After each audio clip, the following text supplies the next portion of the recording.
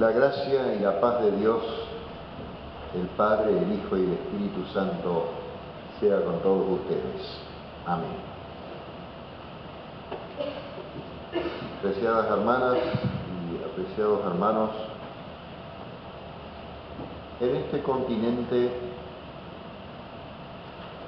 nuestras iglesias evangélicas llevan apenas un siglo y medio, año más, año menos, de existencia. Y en un momento de tanta confusión, de pérdida de muchos valores que lamentamos, fíjense nomás cómo se desprestigia el concepto de familia, algo tan caro para todos nosotros,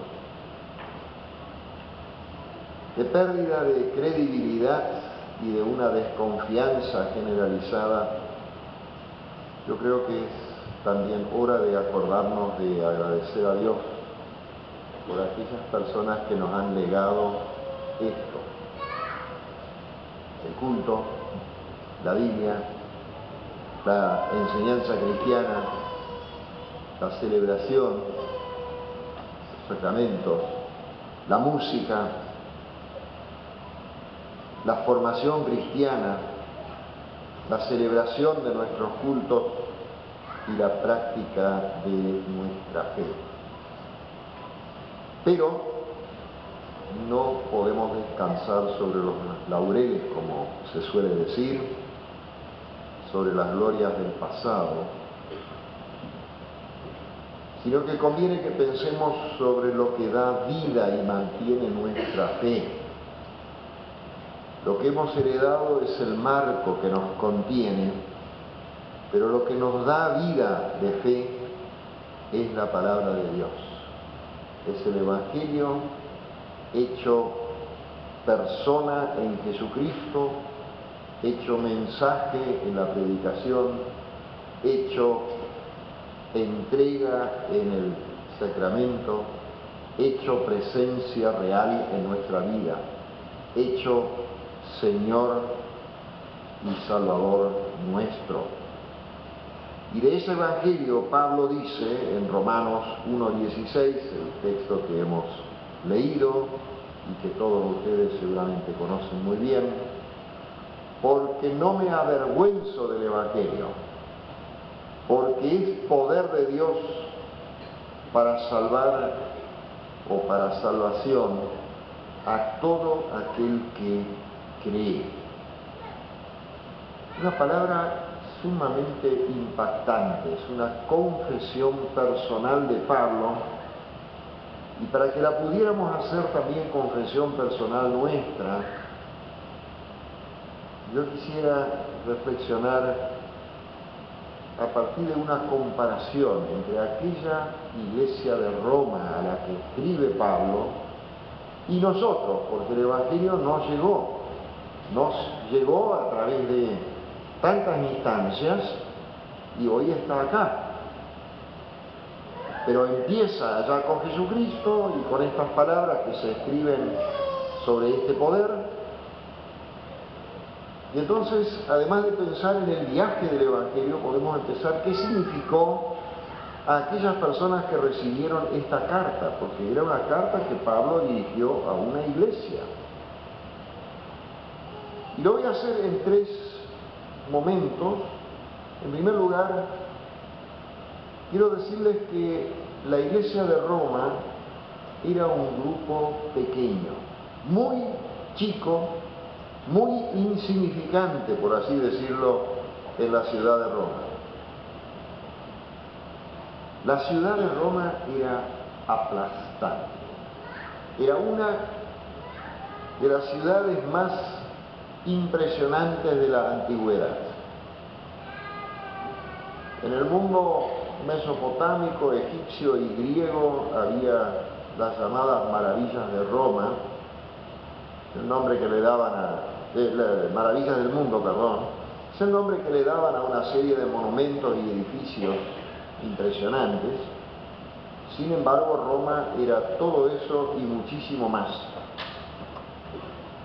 Tenía magníficas avenidas, teatros y circos para miles de personas, enormes construcciones que hasta hoy uno piensa cómo los habrán hecho esos edificios, sin la técnica que hay hoy. Tenía ostentosos palacios con una riqueza desbordante por todas partes, una espectacular vida comercial, se compraba y se vendía absolutamente todo. Y si quieren saber cuáles eran los productos de lujo que se vendían allí, les invito a que después de sus casas con tranquilidad lean Apocalipsis 18. Hay una lista de productos suntuosos comercializados en Roma. Había una vida cultural realmente impactante. Se presentaban teatros, coros, los famosos teatros en el mundo grecolatino hasta hoy impactan por su acústica. No hay salas nuestras que tengan semejante acústica. Tenía una vida social inmensa y por supuesto también una vida nocturna. Era una ciudad multicultural, atractiva. Casi toda la gente del Imperio Romano, que abarcaba unas 60 millones de personas más o menos, tenían el deseo de ir a Roma, ver Roma, o ir a vivir a Roma. Era un imán que atraía a todo el mundo.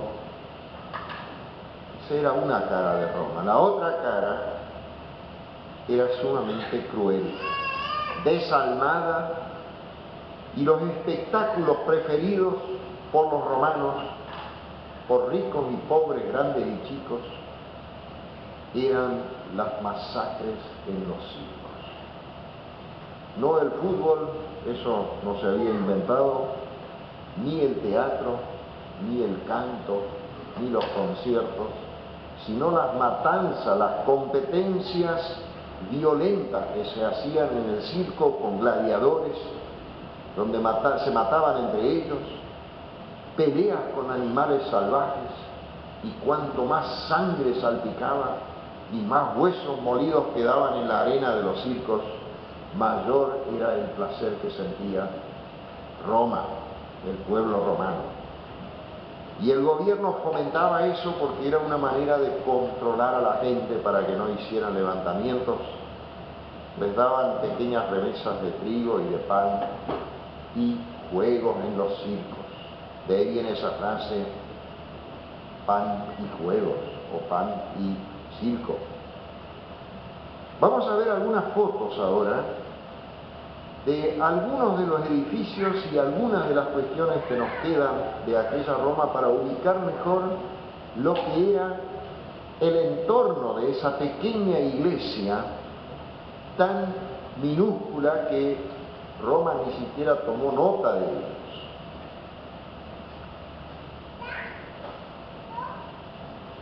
Una manera de mostrar lo ostentoso del poder militar de Roma era levantar arcos de triunfo a los emperadores y generales victoriosos que volvían de una guerra o de una batalla importante. De esos arcos quedan 7 en este momento. Este es uno de ellos. A través de las puertas de estos arcos desfilaban después los vencedores y traían atados a los cautivos, a los presos, a los prisioneros de guerra, y después los mataban públicamente como un espectáculo más.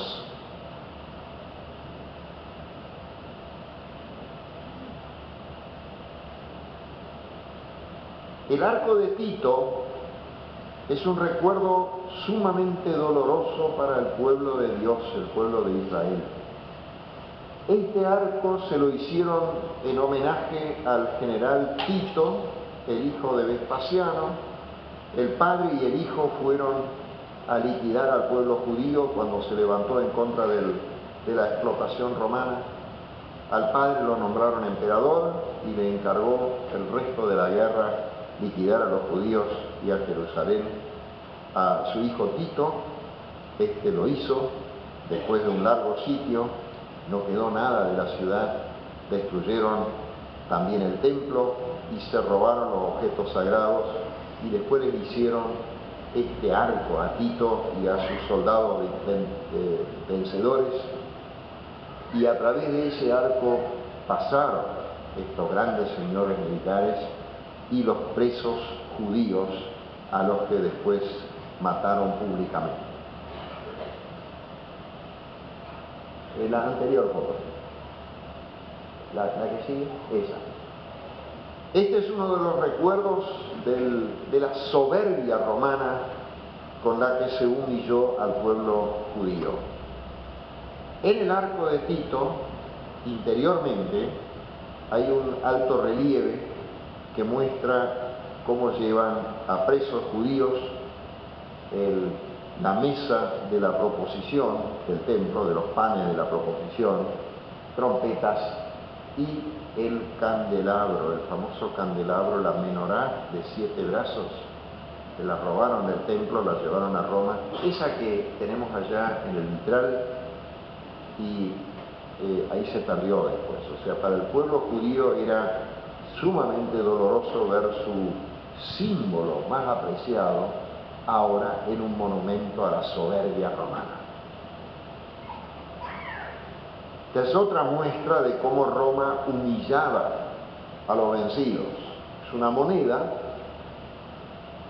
hecha por Vespasiano, la mandó a hacer en el año 71 después de Cristo, al año de cumplirse la destrucción de Jerusalén, y del otro lado hay una mujer que representa al pueblo de Dios y un soldado romano que la está humillando, y la inscripción en latín, traducida al castellano, dice Judea capturada, o sea, Judea vencida.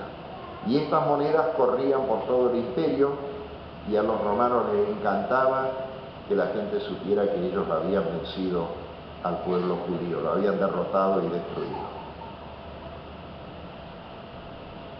Esta es otra moneda, fíjense, 9 años después de la victoria, otra vez el emperador, gordito, bien alimentado, con la corona de laureles, como vencedor, y del otro lado un judío humillado por un soldado romano. El arco de Constantino, este ya es emperador que al final de su vida se hizo cristiano, pero la costumbre de levantar arcos y de humillar a los vencidos todavía se había mantenido a lo largo de todos estos siglos.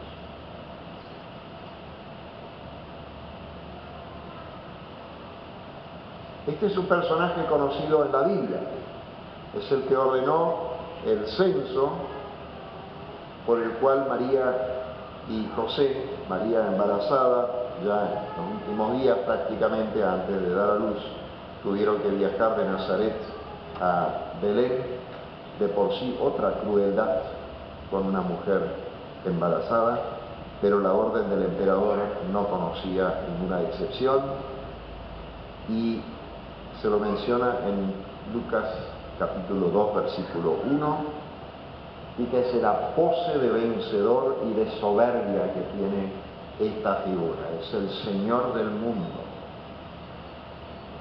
Cuando uno lee este texto en el Evangelio de Lucas, descubre una ironía muy fina. El relato del nacimiento de Jesús empieza con el Señor del mundo, con Augusto, el Señor más sublime, más poderoso, y termina en el versículo 8 del capítulo 2 con un niño envuelto en pañales. Este que se hace Dios o que se deja venerar como divino, y el otro que es simplemente un niño y sin embargo es Dios en un pesebre. Esta contraposición entre el más importante del Imperio Romano y el más insignificante, yo creo que Lucas la hizo a propósito para desafiar nuestra fe. ¿En quién creemos? ¿En los señores del mundo o en este niño que después va a terminar crucificado por el mismo Imperio Romano, y es tan insignificante que Roma ni siquiera toma nota de él. El famoso Coliseo, un edificio hecho abajo el emperador de la familia Flaviana, también se lo llama Teatro Flaviano, un lugar donde masacraron a miles de cristianos por su fe, por su testimonio en Jesucristo, donde los torturaron, los crucificaron, los hicieron comer por tigres y por leones y los mataron de miles de formas. Una maqueta de Roma, ahí ustedes ven otra vez el Coliseo, adelante una pista de carrera para las competencias de carreras de carros romanos, que también incluían matanzas y destrucción total de aquel que perdía la carrera o que la hacían perder a propósito, con carros especialmente equipados para destruir otros carros y romperles todos los huesos y, si es posible, matarlos. O sea, violencia, sangre, sadismo, soberbia por todas partes donde uno vive.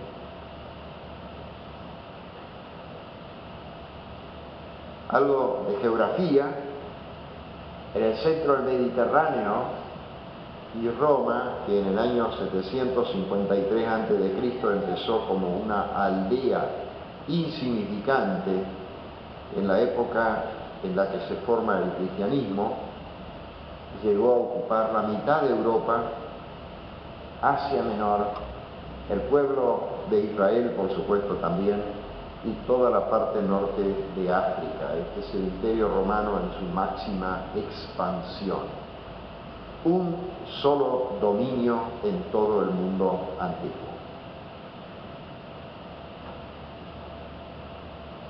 Y este es un collage de estos espectáculos y de competencias militares y de la crueldad del espectáculo público en los circos, a los que solía asistir en Roma mismo el emperador, el Senado, todos muy bien vestidos de blanco, y cuanto más alto salpicaba la sangre de las víctimas, más se divertía la gente.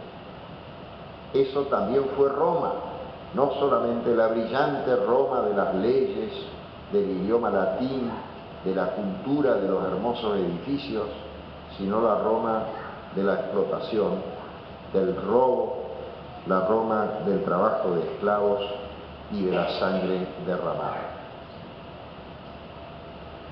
Y esta es la última. Esta es un poco difícil de distinguir.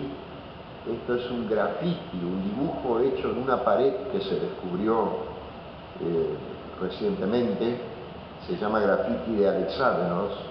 Es un dibujo de burla en la que un romano se burla de la fe cristiana y lo dibuja a un joven que se llama Alexamenos, así dice la inscripción, en actitud de oración del Señor Jesucristo. Para los romanos era inconcebible cómo alguien podía adorar a un crucificado, porque el crucificado no es glorioso. A un emperador sí, porque te muestra todo el brillo de la gloria y del lujo, pero un crucificado, ¿cómo se va a adorar un crucificado? Y este grafiti expresa de manera muy profunda y coherente toda la burla que sintieron los romanos en contra de los cristianos, expresada en este caso, fíjense, el crucificado lleva la cabeza de un asno. O sea, para burlarse de Cristo, lo pintan con cabeza de burro o de asno. Y abajo, en griego, dice una letra muy mala: Alexamenos adora a Dios o a su Dios. Ese era el concepto que ellos tenían de los cristianos, que están adorando a un animal, a una figura ridícula. Pero también aquí me permito interpretar una pequeña ironía. Gracias a este graffiti, que es la primera representación del Cristo crucificado trágicamente, tenemos el nombre de este joven que oró. Aquel que hizo el dibujo para burlarse de Alexámenos, nadie lo conoce. Ese desapareció de la historia, pero aquel que oró dejó una marca.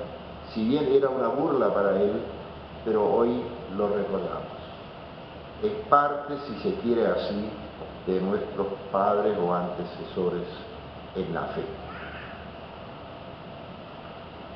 Y allí, en medio de esa ciudad, de esa metrópolis, que vivía a costa del sacrificio de los esclavos y de los agricultores explotados en todo el Imperio Romano, que tenían que pagar altos impuestos, allí vivía una pequeña congregación cristiana,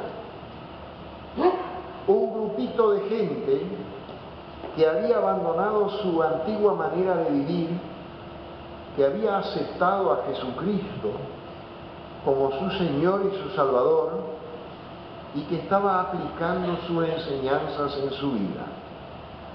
Y a pesar de su pequeñez, ese grupito crecía constantemente. Ni siquiera se sabe quién lo fundó. No tienen recuerdo histórico con fechas fijas o personajes. Al principio ni siquiera tenían templo. Se reunían en las casas y más tarde los cementerios, que eran esas catacumbas, ahí estaban seguros de la persecución romana. Los romanos, como toda gente poderosa, era muy supersticiosa y le tenían miedo a los muertos. Y los cristianos decían, no tenemos por qué tenerle miedo si son los nuestros y están con Dios. Y entonces se reunieron en los cementerios subterráneos y los romanos ahí los dejaban en paz. Una iglesia muy pequeña y perseguida, pero firme y fuerte por el poder del Evangelio. Por eso Pablo les puede escribir eso. No tenían vergüenza de ser minoría en medio de una sociedad que le era contraria. Esa sociedad no las quería a las iglesias cristianas. Se burlaba de ellas y los perseguía a muerte a los cristianos. Ahora, pensando en esa situación de minoría, nosotros sabemos cómo conmueve una gran masa de gente. Uno se entusiasma, se siente fortalecido, se siente más convencido. Por ejemplo, en Navidad o en Semana Santa, cuando la iglesia está llena, desbordando de gente. Pero generalmente la realidad es otra. Son pocos los que siempre le ponen el hombro a todo trabajo, le dan vida al culto, leen la Biblia, oran, ponen sus donaciones, impulsan obras del servicio. No es la gran masa. Y nosotros en la sociedad latinoamericana somos una minoría. En algunos países quizás el 10 o algo más por ciento. Por ahí hay alguna aldea, algún pueblo en el interior de los países donde la población evangélica es mayoría. Pero a nivel general del país, muchos ni siquiera saben que existen iglesias evangélicas. O tienen ideas totalmente erróneas y una cantidad de prejuicios contra los evangélicos. O peor aún, los persiguen, los matan, los discriminan, como lamentablemente ocurre en este propio país. Y es ahí donde Dios nos llama a través de las palabras del Pablo. No nos avergoncemos por el Evangelio. La masa no nos da prestigio. El Evangelio nos da calidad, valor e identidad. No nos avergoncemos por la pequeñez de una iglesia. La calidad de la fe y del amor siempre depende de cada persona, no de las masas, por más lindo que sean las masas, por más hermoso y necesario que sea que todos se contagien del Evangelio y que todos crean y que todos se salven. Pero la respuesta la tenemos que dar cada cual por sí solo. Esta es una invitación a mejorar la calidad de nuestra fe y de nuestro amor. Y eso puede contagiar, con eso puede crecer la iglesia. Fíjense que el apóstol Pablo estaba en muchas ocasiones totalmente solo. Él mismo da un testimonio de eso. Perseguido, expulsado de las ciudades, echado de las sinagogas, lapidado, encarcelado, abandonado, hasta naufragios tuvo que pasar, y con todo pudo animar con estas hermosas palabras a ese pequeñísimo grupo de cristianos en Roma.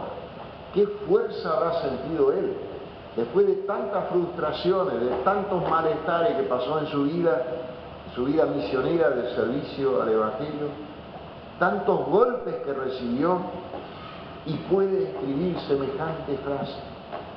¡Qué convicción! Y quiera Dios que tengamos la misma. En segundo lugar, la iglesia de Roma era una comunidad solidaria. Esa congregación en sus principios era muy pobre. No vivían de los bienes suntuosos de los que vivían los ricos romanos, la familia de los patricios y los militares y los grandes terratenientes. Esta iglesia no tenía medios materiales. Muchos de sus miembros eran esclavos, otros eran obreros, artesanos, empleadas. Pero había algo muy importante entre ellos: eran solidarios. Y en toda la iglesia antigua se hablaba bien de la solidaridad de Roma. Juntaban lo poco que tenían para ayudarse y para ayudar a otras iglesias. Juntaban dinero para comprar la libertad de cristianos esclavizados, cosa que también hacía la comunidad judía.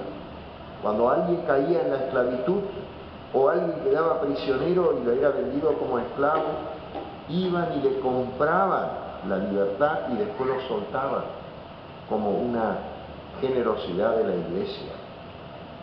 Esto es un enorme estímulo para nuestro amor cristiano. Ojalá que se conozcan todas las iglesias evangélicas como iglesias solidarias y generosas. Y en tercer lugar, la comunidad de Roma era una iglesia con un gran interés en la palabra de Dios. Y si lo otro lo sabemos por la historia y por la comparación y el estudio de la evolución de la iglesia de Roma, quizás alguien pregunte: ¿y de dónde se puede saber eso? De la propia epístola a los romanos. La carta que Pablo les escribe es la más larga del Nuevo Testamento.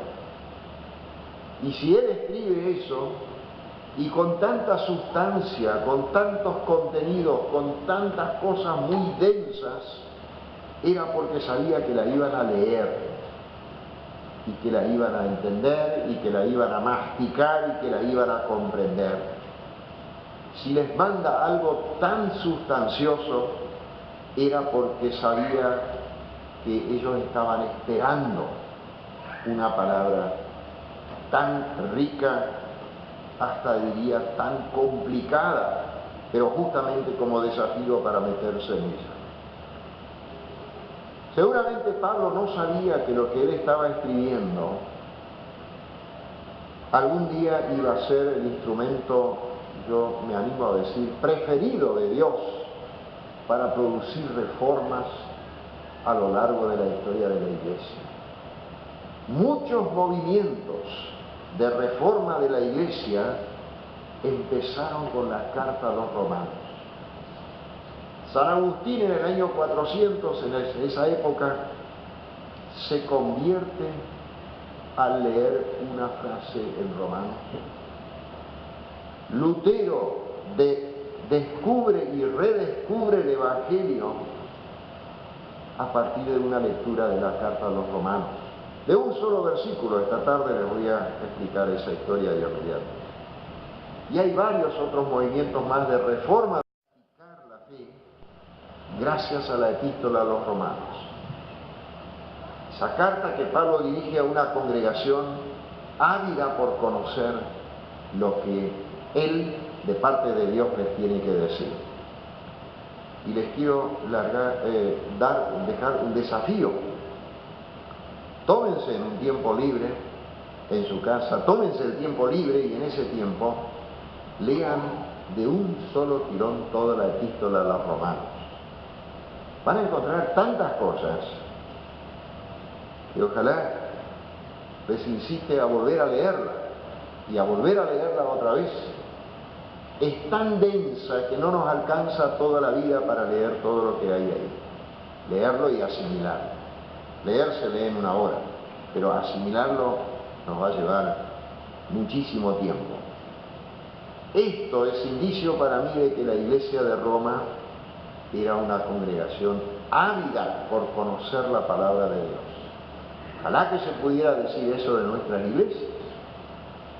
Ávidas por conocer la palabra de Dios, por conocer la revelación de Dios en esa palabra. Y en medio de esta pérdida de la que hablé al iniciar mi reflexión, pérdida de los valores y del todo el desorden que estamos viviendo, estoy convencido que necesitamos más que nunca orientación clara para tomar decisiones correctas. Esa claridad nos la da la palabra de Dios.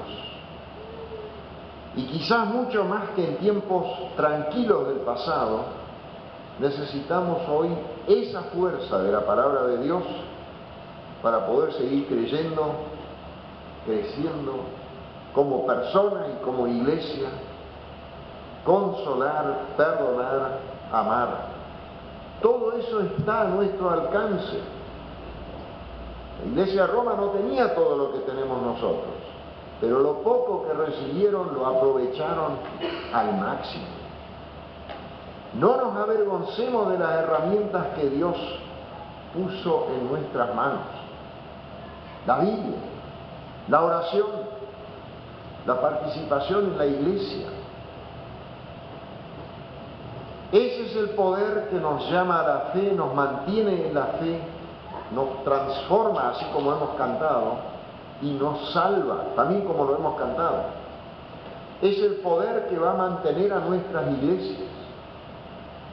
Y las abuelas y los abuelos que están hoy aquí, las personas de las generaciones intermedias, los jóvenes, las criaturas, todos juntos somos un testimonio de que ese poder del Evangelio sigue siendo vivo y actúa y transforma.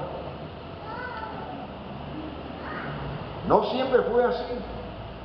Había largos periodos en la historia de la Iglesia donde en vez de ver la luz del Evangelio, veían con ojos ciegos la oscuridad de la ignorancia.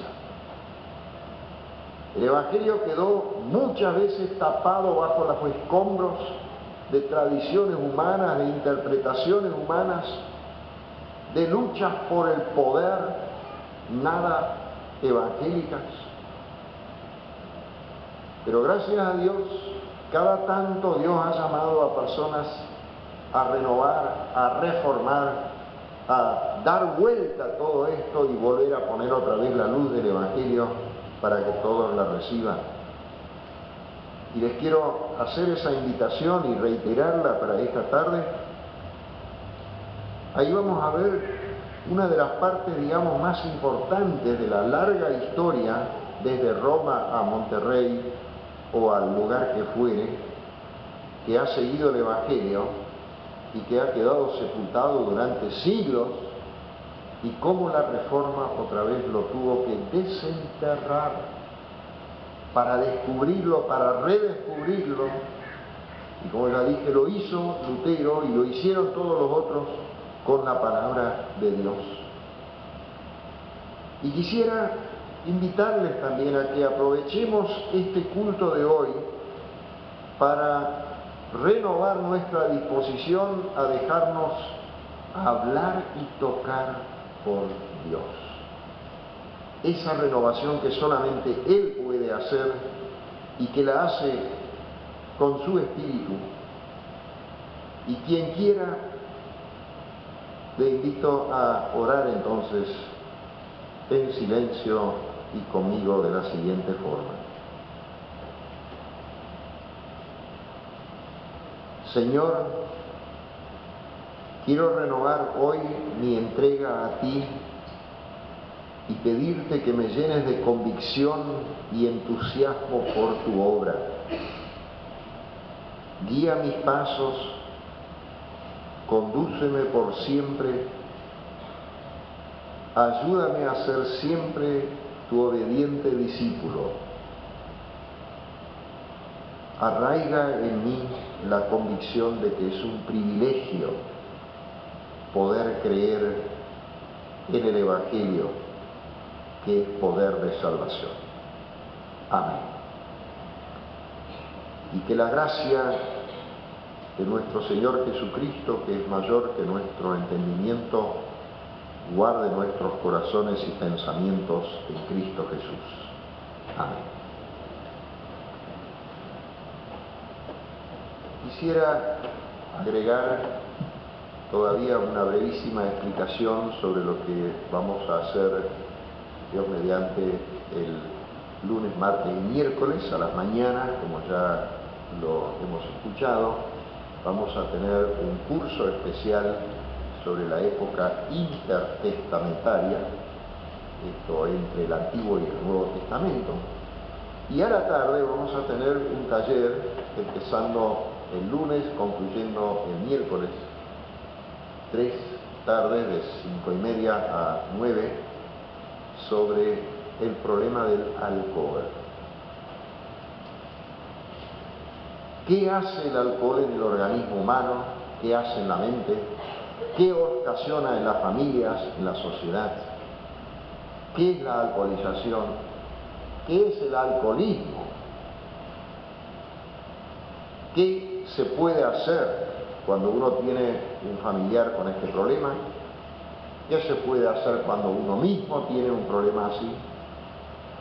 ¿Cómo se puede preocupar la Iglesia y el trabajo pastoral por las familias donde hay un alcohólico? ¿Qué se puede aprender y cómo se puede trabajar con alcohólicos anónimos? ¿Cómo se puede acompañar espiritualmente a personas afectadas por este problema? Esto lo vamos a hacer en forma de taller interactivo de lunes a miércoles y están todos ustedes cordialmente invitados a participar. Si alguien no puede venir las 3 noches, puede venir en cualquiera de ellos, el que viene lunes o martes o miércoles o cualquiera en sus combinaciones. También se va a llevar suficiente información, porque voy a hacer así noches separadas, no simple continuación, sino en cada noche temáticas cerradas. También vamos a estudiar los mitos alcohólicos. Ese es un campo muy especial, porque es la manera como la gente justifica su beber. ¿Con qué frase la gente justifica el hecho de que bebe alcohol? No solo los alcohólicos, sino a nivel social, la mayoría de la gente. Vamos a estudiar todos esos mitos científicamente, a ver qué es lo que dicen y qué es lo que mienten. Y esta noche, a las 5, les quiero compartir una conferencia, un PowerPoint con fotos, 130 fotos aproximadamente, sobre dos personajes centrales de la Reforma. La Iglesia Presbiteriana es la heredera de la Reforma calvinista, pero hay otros dos personajes que son Lutero y Zwinglio. La tarea de Zwinglio luego fue incorporada a la de Calvino, y estos dos personajes son quizás aquí menos conocidos. Entonces les quiero mostrar fotos de pinturas, de grabados, de edificios, de los textos, y explicar un poco en qué consistió ese movimiento, cómo surgió la Reforma, cómo explotó ese movimiento, qué es lo que afirmaron, cuáles eran los problemas que tuvieron y qué es lo que nosotros heredamos de aquel movimiento que tenemos que decir fue la intervención de Dios en medio de la oscuridad al final de la Edad Media. Esta tarde a las 5 los espero, Dios mediante.